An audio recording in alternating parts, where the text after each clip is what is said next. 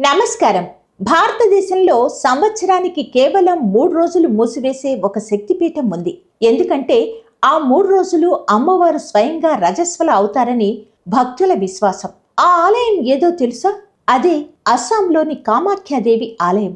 ఈరోజు మనం మన అవునా ఛానల్లో భారతదేశంలోని అత్యంత విశిష్టమైన ఆధ్యాత్మిక ఉత్సవాలలో ఒకటైన అంబుబాచి మహాయోగం గురించి తెలుసుకుందాం.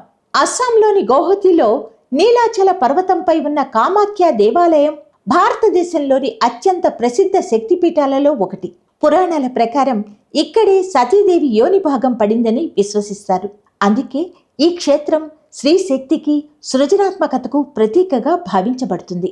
ప్రతి సంవత్సరం జూన్ నెలలో జరిగే అంబుబాచి మహాయోగం సందర్భంగా కామాఖ్యాదేవి వార్షిక ఋతుక్రమాన్ని సూచిస్తూ ఆలయ గర్భగుడిని 3 రోజుల పాటు మూసివేస్తారు.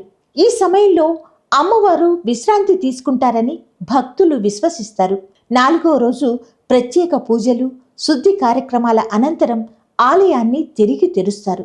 ఈ ఉత్సవం కేవలం ఒక ఆచారం మాత్రమే కాదు, ఇది స్త్రీత్వం, మాతృత్వం, సంతానోత్పత్తి శక్తి మరియు ప్రకృతి సృజనాత్మకతను గౌరవించే ఒక గొప్ప సాంస్కృతిక సందేశం కూడా. ఈ సమయంలో లక్షలాది మంది భక్తులు, సాధువులు, తాంత్రిక సాంప్రదాయాన్ని అనుసరించే సాధకులు కామాఖ్య ధామానికి చేరుకుంటారు. ముఖ్యంగా తాంత్రిక సంప్రదాయంలో ఉన్న ఈ కాలానికి విశేష ప్రాధాన్యం ఉంది. అయితే ఈ సమయంలో చేసే సాధన తప్పనిసరిగా త్వరగా ఫలిస్తుంది అనే విషయానికి శాస్త్రీయ ఆధారాలు లేవు. అది పూర్తిగా వ్యక్తిగత విశ్వాసం మరియు ఆధ్యాత్మిక సాంప్రదాయానికి సంబంధించిన అంశం.